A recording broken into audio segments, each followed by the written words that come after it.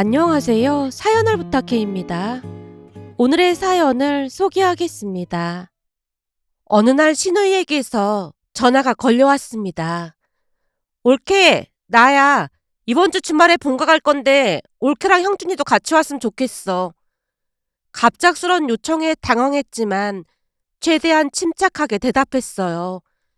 형님, 그냥 그이만 보낼게요. 잠시 정적이 흘렀는데 신우이가 다소 단호하게 말을 이어갔습니다. 형준이만 오는 건 좀 그렇지. 내 생일이니까 와서 밥만 먹고 가. 오랜만에 보는데 그 정도는 해줄 수 있잖아. 순간 싫다는 말이 터져나올 것만 같았지만 간신히 감정을 억누른 채 입술을 깨물며 대답했어요. 알겠어요. 그럼 우리는 밥만 먹고 바로 올게요. 그래, 그럼 이번 주 토요일 날 보자. 신우이는 별다른 의심 없이 전화를 끊었고 저도 모르게 깊은 한숨이 새어나왔는데요. 사실 시댁에 가고 싶지 않았습니다. 특히 시어머님과의 관계가 원만하지 못한 채 삐걱거리고 있었거든요. 그나마 신우이는 간섭하지 않고 쿨한 성격이라 큰 충돌 없이 지낼 수 있었지만 그날은 굳이 시댁에 오라며 약간의 압박을 곁들인 신우이에게도 반감이 들었어요. 아마도 시댁에 얽힌 수많은 일들이 제 마음속에 작은 미움의 씨앗을 심어둔 것 같았습니다. 잠시 시어머님에 대해 말씀드리자면 시어머님은 생각나는 대로 말을 쏟아내는 스타일입니다. 특히 며느리인 제게 큰 상처를 주는 말들을 서슴지 않았습니다. 더 안타까운 건 당신이 뭘 잘못했는지조차 모르는 것 같아 보였는데요. 정말이지 상상을 초월할 만한 말들을 많이 하곤 했어요. 시간이 흘러 시댁에 가기 전날이 되었습니다. 역시나 시어머님에게서 전화가 걸려왔어요. 예상했던 일이었지만 마음이 무거워졌는데요. 예, 우리 딸한테 들어보니까 너도 온다고 했다며? 시어머님의 말투는 여전했고 제가 최대한 담담하게 대답했습니다. 네, 형님이 꼭 오라고 해서요. 시어머님이 잠시 뜸을 들이더니 특유의 직설적인 말로 또다시 상처를 줬어요. 넌 볼수록 성격이 참 특이해. 며느리가 됐으면 시댁에도 자주 오고 그래야지. 너 기분 나쁘다고 안 오는 게 말이나 되는 소리니? 결국에는 네 시누이가 오라고 빌어대서야 온다는 거잖아. 순간 머리가 지끈거리기 시작했지만 더 이상 감정을 드러내고 싶지 않아 차갑게 말했어요. 어머님, 바쁘니까 전화 끊을게요. 그 말을 듣자마자 시어머님이 다급한 목소리로 외쳤습니다. 예, 잠깐만. 그날 네 시누이 생일이니까 올 때 케이크나 좀 사와라. 알겠습니다. 그 말을 끝으로 전화를 끊었는데요. 전화를 끊자마자 긴 한숨이 터져 나왔습니다. 시어머님과 통화를 하다 보면 정신이 멍해질 때가 많았기에 그날도 숨을 고르고 있었더니 옆자리 동료가 고개를 갸웃거렸어요. 그렇게 싫으면 그냥 전화번호 차단하지 그래. 제가 고개를 저으며 씁쓸히 웃었습니다.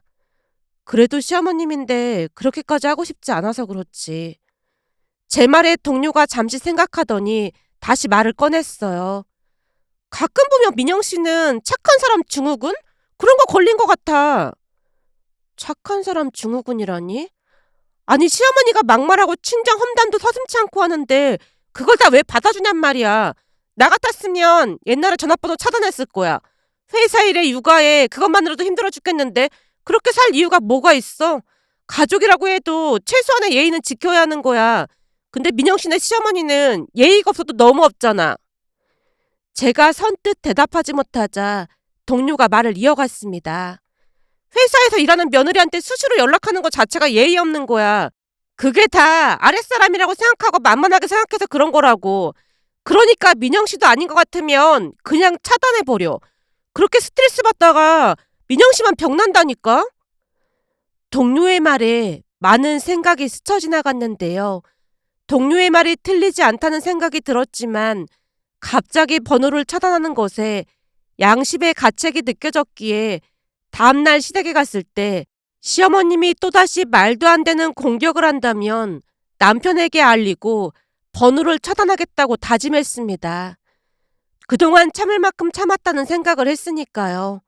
다음날 아침 남편과 함께 시댁으로 향했어요.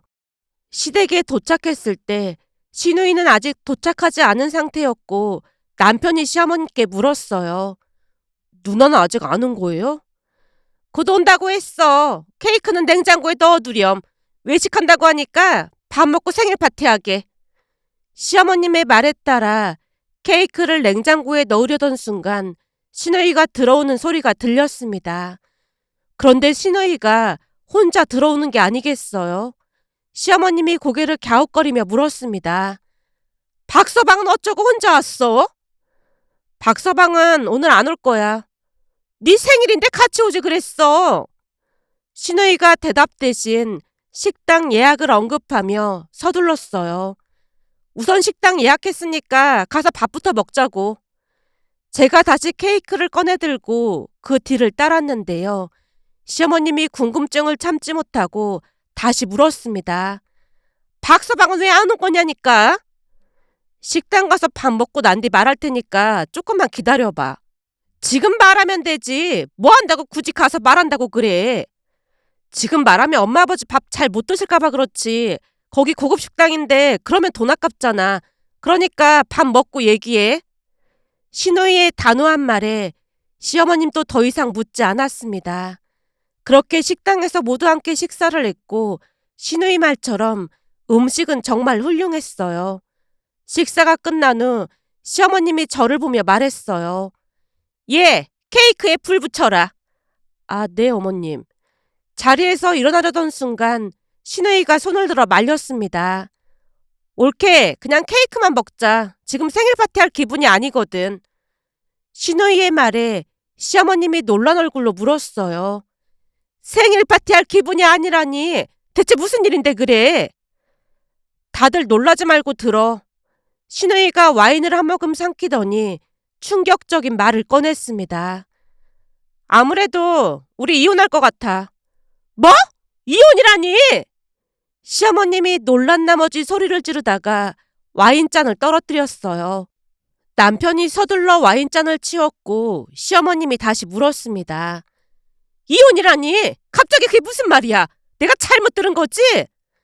아니야, 잘 들은 거 맞아. 아무래도 곧 이혼해야 할 것 같아. 갑자기 이혼이라니? 너 왜 이러는 거야? 시어머님의 얼굴이 점점 울상으로 변해갔습니다. 그도 그럴 수밖에 없었던 것이 시누이는 시어머님의 자랑이었다고 해도 과언이 아니었어요. 시누이 부부는 둘 다 잘 나가는 치과 의사였고 경제적으로 여유로운 삶을 살았습니다. 경제적으로 여유롭다 보니 시부모님께 용돈도 자주 드리고 좋은 선물도 수시로 사드리곤 했어요. 고모부 역시 인성이 좋아 가족 모두에게 사랑받는 사람이었습니다. 그런데 그런 시누이가 이혼을 하겠다고 했으니 시어머님이 놀라는 것도 당연했어요. 니들 여지껏 싸움 한 번 안 했잖아. 근데 갑자기 이혼이라니. 시어머님의 목소리가 떨렸지만 시누이가 와인을 한 모금 더 마시고는 담담하게 대답했습니다. 그렇지. 우리 둘은 아무런 문제가 없긴 하지. 그게 참 어이가 없는 게 말이야. 우리 둘은 아무 문제가 없는데 시어머님이 문제야. 사부인이 문제라니? 사부인처럼 점잖은 분이 어딨다고 그래? 시어머님이 믿기 어렵다는 표정으로 물었고 시누이가 씁쓸하게 웃으며 말을 이어갔습니다. 그건 엄마 생각인 거고 하루 이틀도 아니고 짜증나서 못 살겠어. 내가 다른 건 다 참겠는데 친정 험담하는 건 진짜 참을 수가 없더라고. 그래서 남편이랑 대판 싸우고 이혼하자고 했어. 시누이가 다시 와인을 들이켰고 가족들은 시누이 얼굴만 바라보며 숨죽였어요. 앞에서는 고상한 척하면서 뒤에서는 사람을 엄청 힘들게 한다니까. 대체 우리 집 험담을 얼마나 했길래 그래. 자세히 말 좀 해봐. 내 입으로 이런 말 하기 좀 그렇긴 한데 들은 대로 말하는 거니까 오해하지 말고 들어줘. 알았으니까 얼른 말이나 해봐. 시어머님이 재촉하자 시누이가 그동안 있었던 일을 덜어놓기 시작했습니다. 우선 내가 가장 듣기 싫었던 말이 엄마 아버지 학벌에 대해 말하는 거였어. 우리 학벌에 대해서 말을 했단 말이야? 순간 시어머님의 입술이 미세하게 떨리고 있었습니다. 사실 우리 시부모님 두 분 다 명문대 치대를 나온 분들이시잖아. 근데 엄마 아버지는 고졸이라고 말이 안 통한다는 둥 머리는 유전이라고 하는데 그런 부모님 밑에서 나 같은 딸이 어떻게 나오는지 모르겠다면서 허구한 날 달달 볶아댄다니까? 아니 진짜로 그런 말을 했단 말이야? 그랬다니까. 말도 마. 그거보다 더 심한 말도 했어. 그거보다 더 심한 말이라니. 참다 참다 그것 때문에 이혼하자고 했는데 말이야. 시어머님이 나보고 뭐라고 한 줄 알아? 뭐라고 했는데? 그쯤에서 시어머님의 얼굴은 사색이 되어 있었는데요. 마치 어마어마한 판결을 기다리는 듯한 그런 표정이었습니다. 얼마 전에 시어머님이 하는 말이 머리는 100% 유전이라고 하면서 내가 엄마 아버지 친딸이 아니라는 말까지 하는 거 있지. 한마디로 내가 입양이 됐거나 병원에서 바뀐 게 아니냐는 말까지 하다러니까. 아니 그런 정신 나간 소리를 했단 말이야? 시어머님 입에서 그 말이 튀어나왔고 신우이가 한숨을 쉬며 입을 뗐습니다. 엄마가 그렇게 말하니까 어머님이 더 무시하고 그러는 거잖아. 제발 말할 때는 생각 좀 하고 말하라니까. 생각이고 나발이고 화딱지나 죽겠구만. 지금 그게 중요해? 암튼 시어머님이 허구한 날 우리 집 무시하고 난리도 아니야. 거기다 치과 일 때문에 정말 바쁘게 살고 있거든. 근데 매년 나한테 생일상을 차리라고 한다니까. 일 도와주시는 분 있잖아. 시부모님 생일상은 무조건 며느리가 차려야 한다면서 그분들은 그날 쉬게 해. 문제는 생일상을 차려도 짜다 맵다 싱겁다 매번 불만이 어마어마하다니까. 그러면서 내 생일날은 축하한다는 말 한마디도 없잖아. 진짜 짜증나서 못 해먹겠어. 그것뿐만이 아니라니까. 혹시나 친정에 간다고 하면 인상부터 팍 쓴다니까. 거기다 바쁘게 일하고 있는데 치과로 계속 전화하질 않나. 이건 일에 집중을 할 수가 없어. 저번에도 빨리 전화 받으라고 하도 난리를 쳐서 환자분이 컴플레인까지 걸었다니까. 내가 이렇게 살려고 결혼한 거 아니잖아. 그러니까 나 그냥 이혼할 거야. 신우이가 작정한 듯 말을 쏟아냈고 시어머님이 분을 삭히지 못한 채 외쳤습니다. 남의 집 귀한 딸을 데려다 뭐하는 거야? 너 당장 이혼해. 그렇지, 이혼해야겠지. 그런 대접을 받고 있는데 당연히 이혼해야지. 그리고 지들이 잘났으면 얼마나 잘났다고 그 난리야. 시어머님이 주먹까지 불끈 쥔 채 다시 외쳤습니다. 그 순간 신우이가 시어머님을 뚫어져라 바라보며 뜻밖의 말을 꺼냈어요. 근데 나도 이혼하고 형준이도 이혼할 것 같은데 자식 둘 다 이혼하면 엄마 체면이 말이 아니겠네. 네 동생이 이혼을 하다니 그건 또 무슨 말이야? 엄마가 지금 나보고 그런 대접받을 거면 이혼하라며. 당연히 이혼해야지. 그러니까 올케랑 형준이도 이혼하는 게 맞는 거잖아. 글쎄 얘들이 왜 이혼을 하냐고. 엄마도 우리 시어머님처럼 올케한테 함부로 하잖아. 그러니까 올케랑 형준이도 이혼해야 하는 거 맞는 거지. 올케, 방금 엄마 말 들었지? 그런 대접 받으면서 살 필요 없으니까 올케도 얼른 이혼할 결심해. 내가 선임한 변호사 보고 올케나도 함께 봐달라고 할게. 신우이가 저를 뚫어져라 바라봤고 순간 모두가 얼어붙은 듯 침묵이 흘렀습니다. 잠시 친정 이야기를 해드리자면 저는 오래전부터 너무나도 아픈 기억을 간직한 채 살고 있었어요. 부모님이 이혼을 하고 아빠가 저를 키워주셨거든요. 시어머님은 그 부분을 지속적으로 꺼내며 제게 상처를 주곤 했습니다.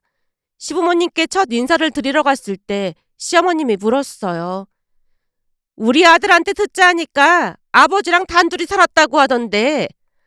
아, 네. 부모님이 이혼하셔서 아빠랑 단둘이 살고 있습니다. 거참 이상한 일이네. 이혼을 하게 되면 대부분 엄마가 애를 데려가기 마련인데 왜 아빠랑 살게 된 거니? 아, 그게 사실은 엄마가 다른 사람을 만나서 재혼하셨어요. 그러다 보니 아빠랑 단둘이 살게 됐습니다. 사실 그 부분을 속이고 대충 넘어갈 수도 있는 부분이었지만 결혼을 하는데 시작부터 거짓말을 하고 싶진 않았습니다. 세상에 비밀은 없다고 생각했고 혹여나 나중에 알게 되면 더 큰 문제가 될 수도 있다고 판단했으니까요. 제 가정사를 사실대로 말씀드리자 시어머님이 놀란 얼굴로 다시 물었어요. 설마 바람나서 집을 나갔다 그런 말은 아닌 거지? 네, 맞습니다. 뭐? 맞아? 진짜로 바람나서 집을 나갔단 말이야? 시어머님이 긴 한숨을 내신 채 더 이상 말을 잇지 못했습니다. 그 와중에도 결혼을 딱히 반대하진 않았기에 제 모든 상황을 이해했다고 생각했어요. 하지만 결혼하고 출산하자 시어머님이 기다렸다는 듯 막말을 일삼기 시작했습니다. 손주가 보고 싶다며 집에 자주 찾아오셨는데 기가 막힌 말을 반복했거든요. 혹시 내가 자주 오는 게 불편하니? 아니요, 괜찮습니다. 내가 이렇게 자주 오는 건 네가 걱정돼서 그런 거니까 고맙게 생각해라. 친정엄마가 남자에 미쳐서 집을 나갔으니 누군가는 친정엄마 역할을 해야 할 거 아니야. 바람나서 집 나간 친정엄마 대타 역할까지 하는 나 같은 착한 시어머니가 세상에 어딨겠어. 시어머님이 대놓고 제 상처를 후벼팠다고 해도 과언이 아니었어요. 그것뿐만이 아니라 하루가 멀다 하고 아픈 곳을 콕 집어 후벼파는 말들을 이어갔습니다. 어느 날은 더욱 기가 막힌 말을 꺼냈는데요. 얘, 약속 하나만 해라. 약속이요? 무슨 약속이요? 너는 네 엄마처럼 바람 피고 안 나가겠다고 약속해달라 그 말이야. 순간 참을 수 없는 수치심과 분노로 인해 이성을 잃고 말았어요. 어머님, 정말 너무하시네요. 너무하긴 뭐가 너무해. 혹시 너도 바람나서 집 나갈 생각이었던 거니? 그래서 약속 못하겠어? 어머님, 그만 가주세요. 그리고 앞으로 오셔도 문 안 열어둘 테니까 그런 줄 아세요. 그 약속하는 게 뭐가 어렵다고 시어머니를 내쫓으려고 해. 내가 우리 아들한테 전부 말하면 너만 불리해질 뿐이야. 너 혹시 벌써 만나고 있는 남자 있는 거니? 어머님, 그만하시라고요. 아니, 얘가 어디다 대고 소리를 지르고 있어. 그만 나가세요. 제가 시어머님을 밖으로 밀쳐내고 문을 잠가버렸습니다. 문 밖에서 시어머님이 남편에게 전화를 걸어 대성통곡하는 소리가 들려왔지만 그냥 모른 척 했어요. 그것뿐만이 아니었습니다. 친정에 다녀오는 날이면 기다렸다는 듯이 물었어요. 혹시 사돈한테는 용돈을 얼마 드렸니? 그건 왜 물어보시는 건데요? 그러자 시어머님이 쌀쌀맞은 목소리로 말했어요. 우리보다 더 드린 건 아니겠지? 네가 양심이 있으면 그러면 안 되는 거잖니? 어머님, 양심이라니요. 네가 잘 모르는 것 같아서 알려주는 건데 엄마가 바람나서 집 나갔다고 하면 대부분은 집에서 결혼 반대하기 일쑤야. 우리는 마음이 더 그러서 이해해준 거잖니? 그러니 넌 앞으로 은혜 갚는다는 생각으로 우리한테 더 잘해야 한다 그 말이야. 네가 잘 살아야 네 아버지도 좋아할 거 아니야. 순간 머릿속이 하얘졌고 저도 모르게 외쳤습니다. 어머님, 진짜 너무하시네요. 너무하긴 뭘 너무해. 결국 더는 참을 수 없어 외쳤습니다. 그동안 저는 최선을 다했다고 생각해요. 근데 이제는 더 이상 이렇게 못 살겠습니다. 그럼 이혼이라도 하겠다고? 이혼이 무슨 유전도 아니고 너까지 이혼하면 얼마나 웃기겠니? 쓸데없는 소리 하지 말고 우리한테 잘할 생각이나 해. 도저히 혼자 해결할 수 없는 상황이라 남편에게 털어놨고 제 이야기를 듣자마자 남편이 시댁으로 달려가 시어머님과 큰 소리로 말다툼을 벌였다고 했습니다. 그 이후로 시댁에는 남편 혼자 왕래했어요. 그런데 그날 시누이의 호출로 어쩔 수 없이 시댁에 가게 되었고 시누이 입에서 그 말이 나올 줄은 꿈에도 몰랐습니다. 결국 시누이의 말에 시어머님의 얼굴이 말이 아니었는데요. 시누이는 멈추지 않고 계속 말을 이어갔습니다. 부모를 선택해서 태어날 수는 없는 거잖아. 만약 그게 가능했다면 나도 시부모님처럼 엘리트 부모나 재벌 부모를 선택했겠지. 근데 그건 내 뜻대로 되는 게 아니잖아. 만약 내가 엄마 아빠가 부모인 게 창피하다고 하면 엄마 기분은 어떻겠어? 뭘 또 그렇게까지 말하고 그래. 난 올케가 참 대단하다고 생각해. 올케 입장에서는 부모님이 그냥 성격 차이로 이혼했다고 말했어도 그만이었을 텐데 엄마한테 솔직하게 말한 거잖아. 요즘 거짓말하는 사람이 얼마나 많은 줄 알아? 솔직하게 말한 거 자체가 얼마나 기특한데 그걸 약점 삼아서 사람을 그렇게 괴롭힐 수가 있어? 엄마, 그거 엄청 비겁한 거야. 한마디로 나보다 약자는 그냥 괴롭혀도 된다는 생각인 거잖아. 그게 얼마나 비열한 행동이야? 만약 엄마가 올케한테 부모를 선택해서 태어날 수 있는 것도 아닌데 신경 쓰지 말아라고 하면서 따뜻하게 대해줬다면 엄마는 존경받는 시어머니가 됐을 거야. 올케 성격이 얼마나 고마워했겠어? 악한 마음으로 세상을 살아서 좋을 게 뭐가 있겠어? 그렇게 올케를 괴롭히면서 엄마는 행복했어? 신우이가 말을 멈추고 시어머님을 노려보다가 다시 말을 이어갔습니다.